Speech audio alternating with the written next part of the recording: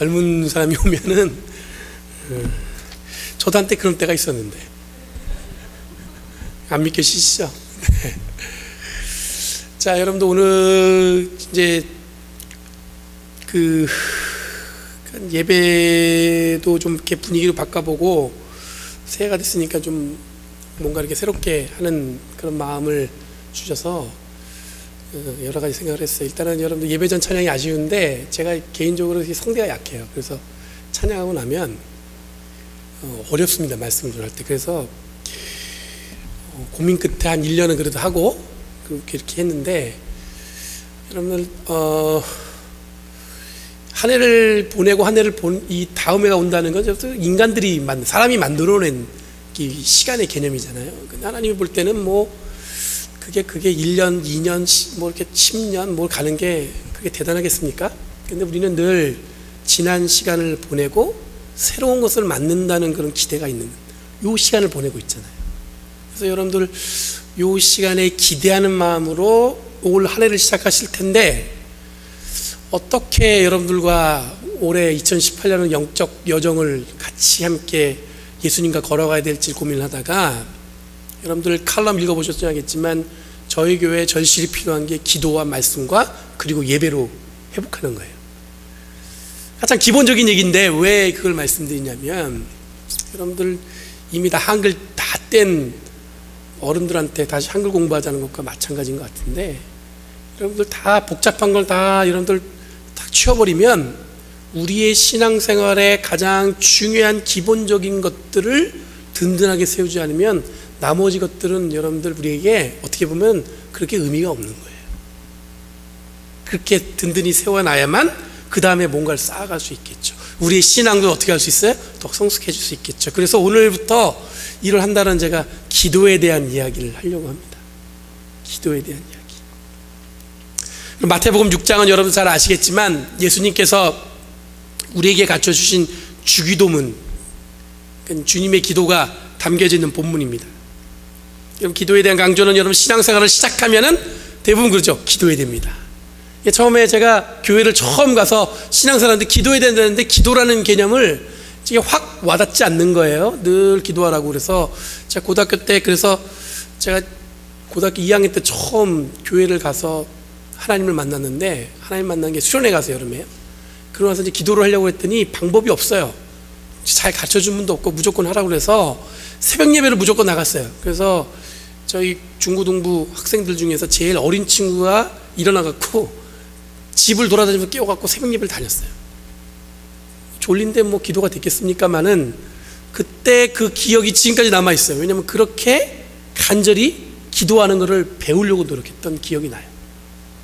여러분들 누구나 신앙생활, 교회 아니면 어딜 가나 여러분들 가면은 기도에 대해서 강조합니다. 그만큼 여러분들 그 얘기는 뭐냐면 신앙생활에서 기도가 가장 기본이라는 얘기죠. 그래서 한번 여쭤볼게요. 그렇게 기본인데 여러분들이 하루에 얼마나 기도와 어떤 하나님과의 관계 속에서 기도하는 시간이 얼마를 여러분들이 24시간 중에 여러분들이 투자하고 있나요? 투자란 표현을 해서 죄송하지만 여러분들이 얼마만큼 여러분 기도를 위해서 시간을 쓰고 있나요? 한번 돌이켜 보셔야 돼요. 그럼 여러분들 그 마음속에 든든함으로 세워져서 그래 나는 충분히 기도해 이런 마음을 갖고 있는 분은 그렇게 많지 않으리라고 봅니다. 저한테도 물어봐도 저도 마찬가지예요. 그런데 이 기도가 여러분들 모든 이게 강조하지만 모든 종교에서도 기도는 강조되어지고 있습니다. 여러분 이슬람은 하루에 3번 메카를 향해서, 메카가 다른 데가 아니고 예루살렘을 향해서 하는 겁니다. 그쪽을 향해서 여러분들 성지라고 해가지고 똑같은 성지예요. 여러분들 예루살렘을 얼마 전에 트럼프가 이스라엘의 수도라고 이렇게 선언해 버렸잖아요. 근데 그게 굉장히 큰 파격적인 아주 이 파급 효과가 큰데 그게 뭐냐면 거기에는 세 개의 종교가 다 성지예요. 유대교, 그다음에 기독교, 이슬람교. 그러니까 여러분들 그것을 유대인들한테 그냥 수도라고 해버리니까 다들 난리가 났던 거예요. 근데 메카를 향해서 3번 기도합니다. 여러분들 혹시 가보신지 모르겠지만 가보지 못했어요. 근데 한국에도 인천공항에 가면은 여러분들 이슬람인들이 기도할 수 있는 기도초소를 만들어 놨어요. 그러니까 미국도 공공장소에 기도할 수 있는 권리를 허락하기 위해서 기도하는 장소를 마련했죠. 그 밖의 종교도 여러분들 기도는 늘 강조하고 있습니다. 우리가 알고 있는 모든 종교에는 기도가 다 있어요. 제가 어릴 때 시골에 가면은 저희 할머니가 뭐 하셨냐면 이렇게 달빛에 이 정한수를 떠놓고 기도를 하셨어요. 어느 날 할머니가 그러는데 왜 그러시냐 그랬더니 자기 기도하러 가신다는 거예요. 제가 그때 어린 마음에 그러면 우리 할머니가 교회 다니나 보다 그랬는데 저희 할머니는 교회 다니신 게 아니라 그냥 어른들이 어릴 때부터 했던 거 정한수 떠놓고 기도하는 거예요. 그러니까 그 얘기 뭐냐면 우리 인간의 삶의 기도는 뺄 수가 없는 아주 기본적인 삶의 형태인 것 같아요. 그럼 무신론자가 기도를 안 할까? 제가 보기엔 무신론자도 기도하는 것 같아요. 최근에 여러분들 한동안 무신론이 유행했습니다. 무신론의 대표적인 3명의 저자가 있는데 만들어진 신이라는 책을 쓴 리차드 도킨스라는 사람이 있어요. 영국에 있는 사람인데 이 사람은 생명과학자예요. 그 사람은 유전자적으로 어떻게 하나님이 인간을 창조하는 것에 대해서 부정적으로 글을 쓰려고 노력을 많이 했습니다. 그리고 짐 해리스라는 사람이 있어요. 그리고 크리스토퍼 힌치스라는 사람이 있어요. 이 3명이 당대 지금 이 시대에 하나님이 없다는 것을 강력하게 주장하는 사람 중에 이 대표적인 사람이에요. 그 중에 크리스토퍼 히친스라는 사람이 있는데 이 사람은 식도암에 걸려서 62세 때 죽었습니다. 그가 암에 걸렸다는 소식 때문에 많은 기독교인들이 그한테 공격을 받았던 기독교인들이 그를 찾아가서 당신의 치유를 위해서 기도해 주겠다고 말을 했어요. 그랬더니 그 히친스라는 사람이 그랬습니다. 거절했습니다. No. 혹시 임종 전에 회심해서 하나님께 돌아오지 않을까? 그런 마음으로 많은 기독교인들이 그에게 가서 우리가 기도해 줄 테니까 당신의 병을 위해서 기도하겠다 했지만 결국 그 무신론자는 뭐냐면 죽음을 똑바로 눈으로 보고 그게 죽음을 맞이했어요. 이분이 쓴 책 중에서 이 마더 테라스를 비판한 책이 있습니다. 뭐냐면 그 마더 테라스의 수녀가 거짓과 위선으로 가득 차 있다는 거예요. 그래서 무슨 책을 썼냐면 자비를 파는 사람이라는 책을 썼어요. 마지막 순간까지 히친스가 노력한 건 뭐였냐면 죽을 때까지 모든 성역을 허물어 버리는 거예요. 그러니까 뭐 기독교가 얘기하는 모든 그런 진리나 이런 것들을 허물기 위해서 이 사람은 평생을 노력했습니다. 그런데 그 몸부림을 역설적으로 보면 어떤 마음이 드냐면 이 사람이 끊임없이 하나님이 안 계시다고 주장하고 있고 자기의 삶을 다 들여갖고 말이야 어떻게든 그것을 벗어나려고 노력하는데 제가 볼 때는 그 노력마저도 어떤 생각이 드냐면 또 다른 기도의 형태 같이 보여요. 암 진단을 받았을 때 의사가 건의했습니다. 술, 담배를 끊으세요. 그랬더니 이 사람은 끝까지 흡연과 음주를 멈추지 않았습니다. 그가 사람들에게 보이고 싶었던 건 뭐였냐면 죽음 앞에 나는 두렵지 않다. 이 무신론자로서의 자기가 어떤 주장했던 게 있기 때문에 자기는 죽음 앞에 두렵지 않다. 이걸 보여주고 싶었던 것 같아요. 당당해 보이고 멋져 보일 수 있겠지만 아까 말씀드린 대로 여러분들 이 사람은 역설적인 또 다른 기도의 모습이라고 생각이 들어요. 자기가 믿는 누군 신에게 기도하는 건 아니지만 자기가 믿고 있는 신념에 의해서 기도하는 거죠. 자기는 죽음이 두렵지 않다. 이 히친스라는 사람이 생명을 다해 집중한 것은 하나님이 없다는 것을 증명하는 것이었습니다. 이 히친스의 몸부림은 역설적이게도 다른 형태의 기도라는 생각이 들었습니다. 자기가 믿고 원하는 것을 위해서 평생 몸부림친 히친스의 간절함이 또 다른 형태의 기도와 같다는 생각이 들었다는 거예요. 그래서 어쩌면 우리들이 하는 행위가 곧 기도의 다른 모습이 아닐까. 그러니까 여러분 우리의 기도가 의자에 앉아서 혹은 여러분들 우리가 은밀한 곳에 구석에 가서 하나님께 기도하는 것도 기도지만 정말 기도가 어쩌면 여러분들 우리가 하는 행위, 삶으로 몸짓 이런 것도 또 기도가 아닐까 생각이 들었습니다. 이런 생각 끝에 든 마음이 뭐냐면 우리들이 하나님을 대하는 모든 태도가 바로 기도일 수 있다는 생각이 들었어요. 우리가 하나님을 향해서 하는 태도가 다 기도라는 거예요. 그래서 여러분 오늘 특별히 기억할 것은 뭐냐면 우리들이 하나님을 대하는 모든 태도가 기도라는 것을 여러분들 분명히 기억하시고 여러분들이 하는 행위 이것조차도 하나님은 기도로 받을 수 있겠구나 이런 생각이 들었어요. 시편 말씀에 보면 여러분들 하나님을 찬양하는 노래도 많이 있지만 하나님을 원망하는 노래도 많이 있습니다. 하나님은 어떻게 이럴 수 있습니까? 그것도 또 하나의 기도의 방식이죠. 탄식하면서 어떻게 내 인생을 이렇게 만드셨습니까 주님? 어떻게 보면 여러분 하나님을 거부하고 부정하는 것처럼 보이지만 그것 또한 뭐예요? 하나님께 드리는 기도예요. 두 번째로 여러분 우리가 기억할 것은 뭐냐면 아까 말씀드린 대로 여러분 모든 종교가 기도에 몰입합니다. 그렇기 때문에 기도는 모든 사람들이 하는 행위예요. 바꿔서 표현하면 뭐냐면 이건 김용복 목사님이 그 책에서 쓰신 내용인데 모든 동물은 인간은 기도하는 동물이라는 거예요. 저와 여러분들 어쩌면 인지하지 못하지만 저와 여러분의 삶에 늘 기도가 떠나지 않고 있다는 얘기예요. 왜냐하면 우리는 늘 간구해요. 기도해요. 아이고 주님, 나 이걸 어떻게 할까요? 늘 기도하는 마음이, 여러분들 우리가 일부러 기도하는 시간을 갖지는 않지만 여러분 우리 몸과 마음에는 뭐가 있어요? 늘 기도하는 욕구와 욕망이 있다는 겁니다. 가끔 신앙생활 하시는 분들이 이렇게 얘기합니다. 저에게 저는 기도가 부족합니다. 또 기도를 잘 못하겠다고 얘기합니다. 근데 여러분 그런 생각과 마음도 제가 볼 때는 그것도 기도예요. 다만 우리들이 기도에 대한 좁은 이해 때문에 기도의 삶을 온전히 못 누리는 것이 문제라면 문제일 수 있습니다. 우리가 생각하는 기도라는 게 여러분들 우리가 흔히 기도하면 여러분들 머릿속에 떠오르는 게 있잖아요. 또 스테레오타입처럼 선입관처럼 기도는 이렇게 해야 되는 건데, 기도를 많이 하는 사람은 이런 사람인데, 어떤 사람은 기도를 마치 도깨비의 방망이처럼 휘두릅니다. 자기가 원하는 것이 있으면 기도하면 하나님 다 주실 것처럼 생각해서 기도를 그냥 자기가 도깨비 방망이 휘두르듯이 휘둘러요. 어떤 분은 기도가 만사 형통으로 이해하는 분도 있습니다. 기도하면 다 돼.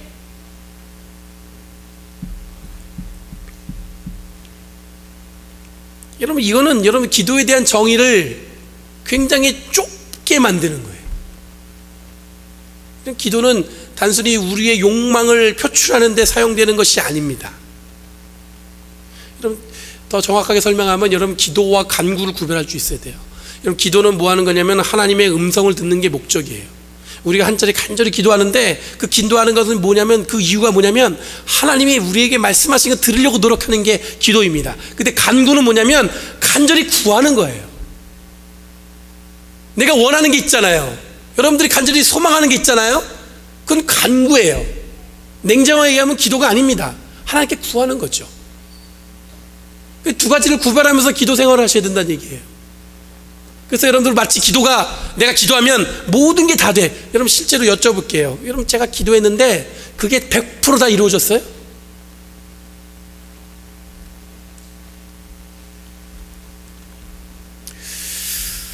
여러분 기도는 하나님과 관련된 모든 행위를 기도라고 말씀드렸습니다. 지금 이 자리에 앉아있는 것도 기도고 교회 안에 누군가를 걱정하는 행위도 기도입니다. 쉽게 얘기하면 기도는 여러분들 하나님과 사귀려고 하는 노력이에요. 누군가가 마음에 드는 사람이 있습니다. 그러면 어떻게 합니까? 그 사람과 사귀려고 그 사람과 뭘 해야 돼요? 시간을 보내야 돼요. 내 마음만 있어서 그 사람과 사귈 수 있는 게 아니에요. 내가 저 사람을 좋아해요. 근데 한 번도 말을 건네보지 않았어요. 그럼 내가 저 사람과 사귀는 거예요? 사귈 수가 없어요. 그러니까 기도는 뭐 하는 거냐면 하나님과 사귀는 거예요. 큰 의미에서 여러분 기도 안에 간구도 들어가 있고 하나님의 음성을 들으려고 노력하는 기도도 들어가 있는 거예요. 그게 다 뭐냐면 하나님과 사귀는 거예요. 근데 여러분 사귈 때 내가 하고 싶은 얘기만 막 해요. 그럼 상대방이 아유 얘는 나의 좋은 친구야 그렇게 얘기해 줍니까? 사귈 때 여러분들 그 사람 얘기도 들어줘야지 좋은 친구가 되죠. 하나님은 이미 우리에게 허락하셨습니다. 전적으로 우리의 기도를 들어주시려고 마음을 활짝 열고 계세요. 근데 문제는 뭐냐면 우리가 하나님을 아무리 사귀려고 해도 하나님은 사귀려고 전적으로 그거를 허락하셨는데 사귀지 못하는 건 뭐냐면 내가 일방적으로 하나님께 던지고 끝인 거예요. 그러니까 하나님과 더 깊은 영적인 사귐을 이어갈 수 없는 겁니다. 가끔 여러분 신앙생활 전 20년 했어요. 저희 교회 15년 이상 했어요. 아니면 자기 평생 모태신앙이에요 하지만 여러분들 하나님과 진지한 사귐을 통해서 그분의 신앙이 더 성숙해지고 그 신앙이 더 여러분들 우리가 볼 때도 하나님과 잘 사귀는가 이렇게 그런 고민을 하는 분은 별로 없어요. 다들 어떻게 하냐면 하다가 전부 다 지쳤어요. 그 믿음이 더 커지지도 않고 그 믿음이 더 성숙해지지도 않습니다. 이유가 뭐냐면 하나님과의 관계, 하나님과의 사귐을 자기의 일방적인 방법으로만 하기 때문에 그런 거예요. 자주 얘기하잖아요. 교회 안에서 시험 들었어요. 뭐 때문에 시험 들었나요? 하나님 때문에 시험 들었습니다. 이런 말을 하신 분은 아무도 없어요. 다 뭐예요? 교인들과 관계 때문에 깨지는 거예요.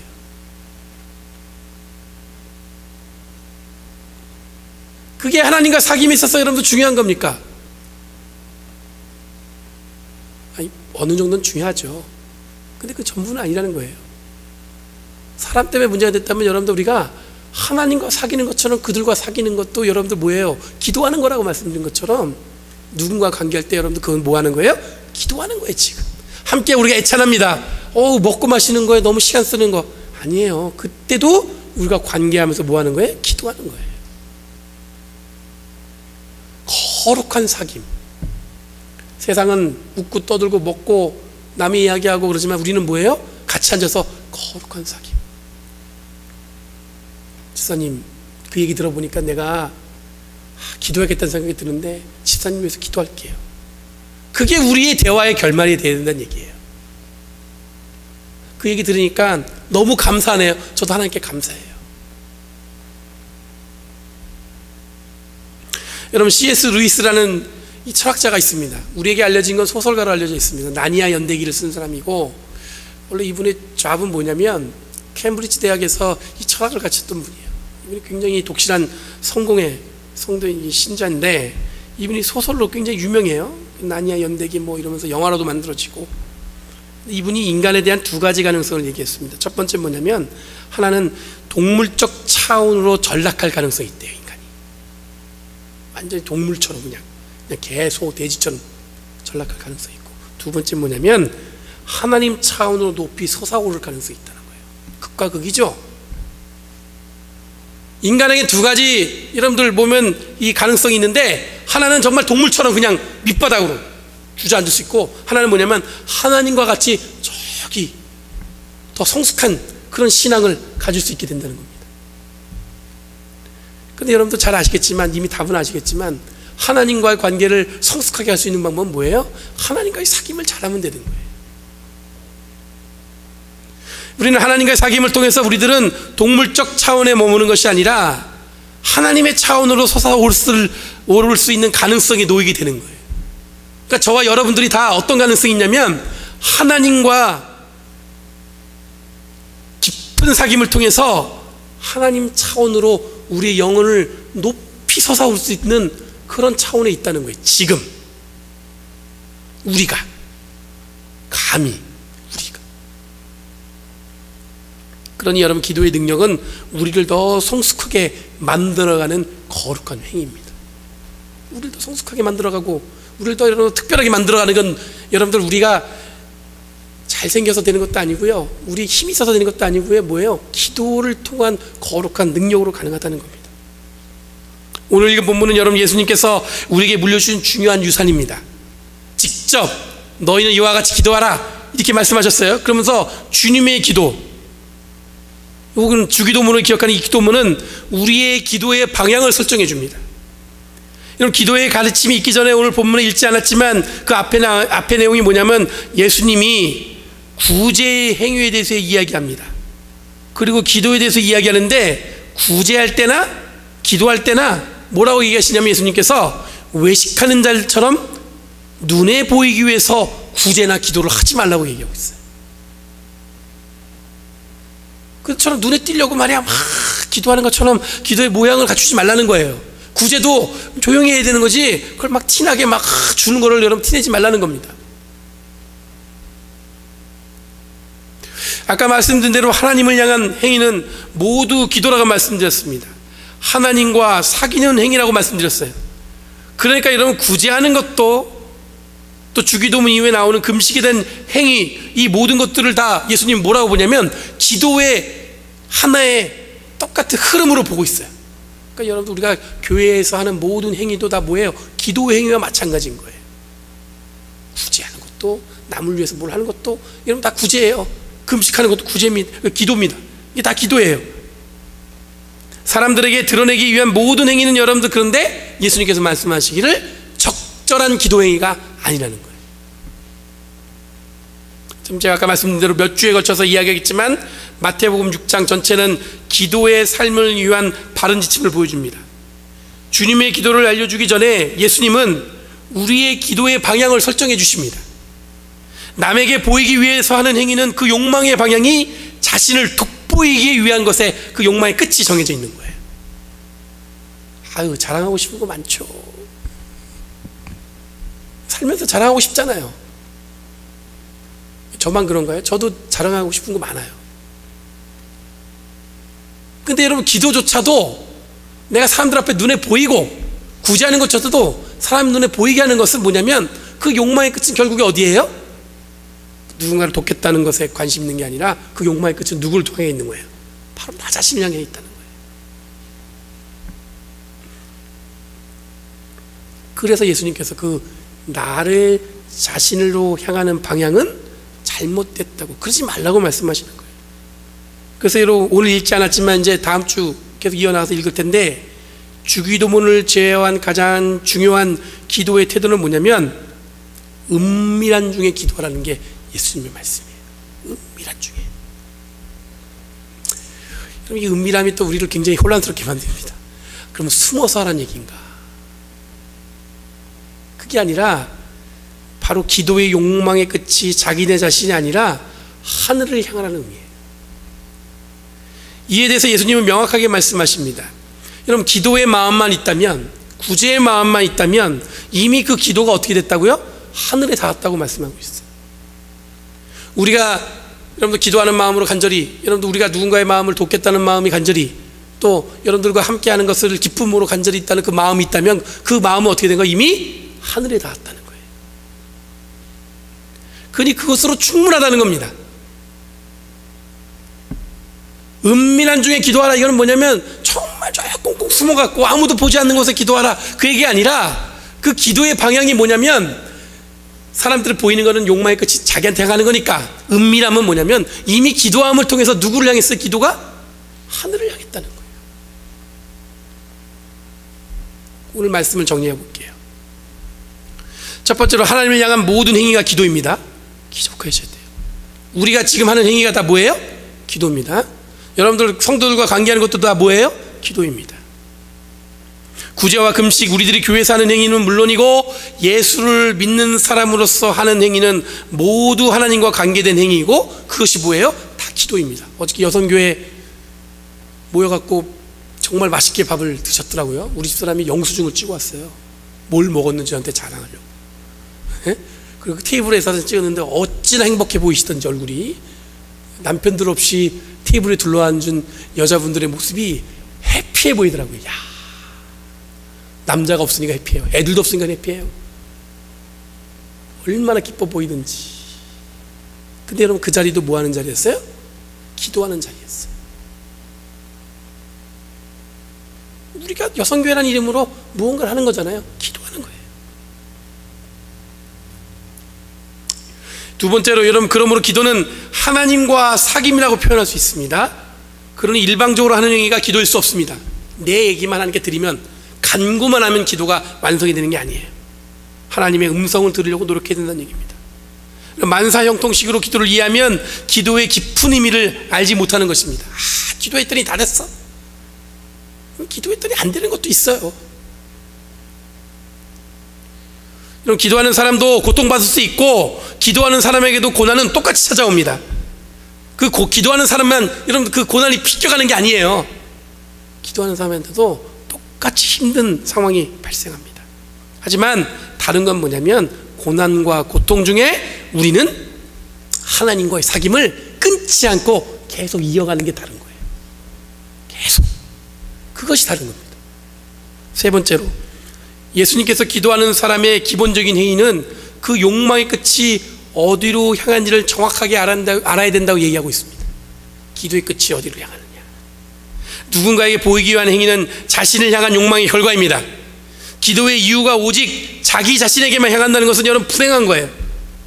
그래서 예수님은 은밀한 기도를 권하고 있습니다. 숨어서 하라는 의미가 아니라 기도가 그 자체가 이미 하늘에 닿았다는 겁니다.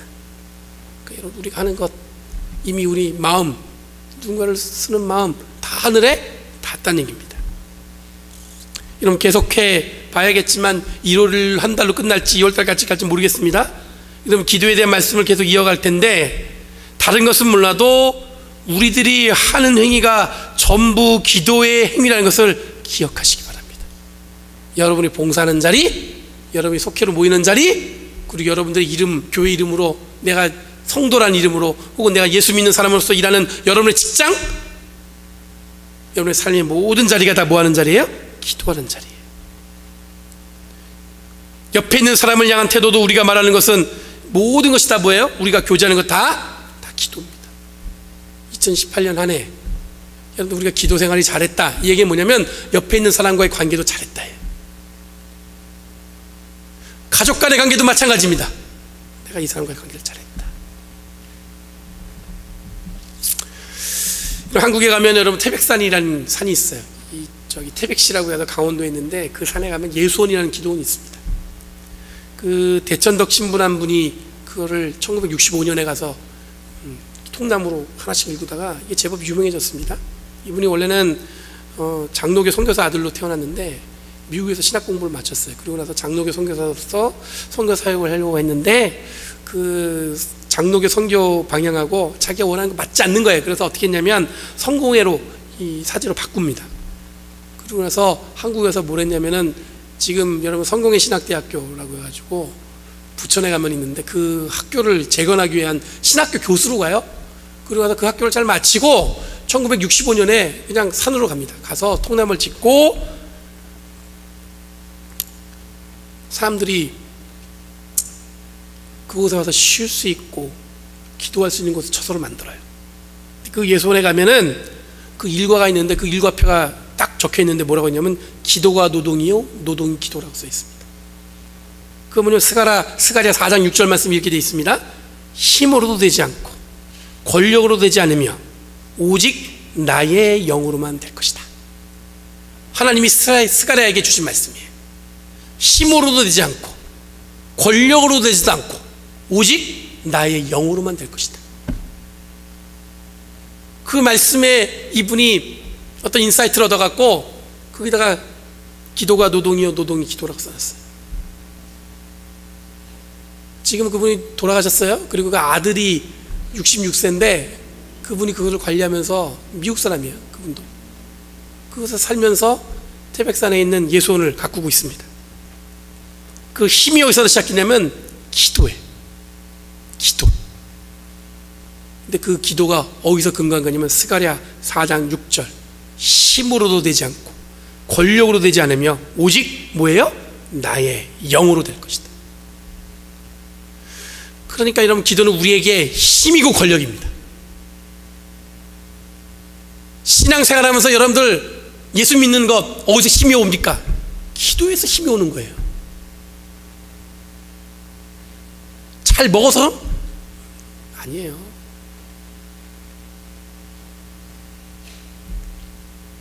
다른 어떤 것들이 우리를 일으킬 수 없습니다.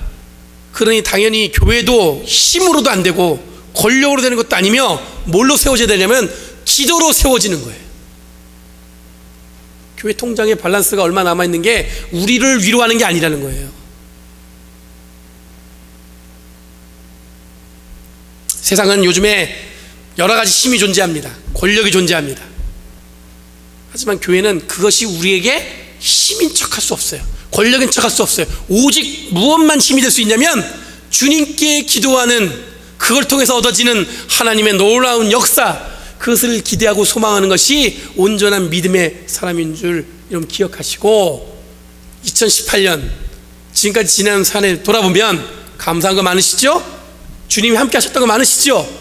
우리의 삶에서 이루어가신 거 많으시죠? 하나님의 기도와 하나님을 향한 기도와 사귐을 통해서 다른 거 다 벗어버리고 하나님의 영이 우리의 삶을 이렇게 세우고 우리의 교회를 이렇게 세우고 우리의 신앙도 이렇게 세운다는 것을 믿으시고 기도의 깊은 그 경지로 나아가는 저와 여러분 되길 간절히 바랍니다. 오늘 이 말씀도 잘 기억하고 다음 주 말씀도 기대하시고 기도의 삶을 여러분도 온전히 품는 저와 여러분 되길 바랍니다. 기도하겠습니다. 거룩하신 주님 감사합니다. 오늘 변함없이 우리의 기대 이상으로 늘 우리와 가까이 계셔서 우리의 마음을 위로하시고 격려해 주신 줄 믿습니다.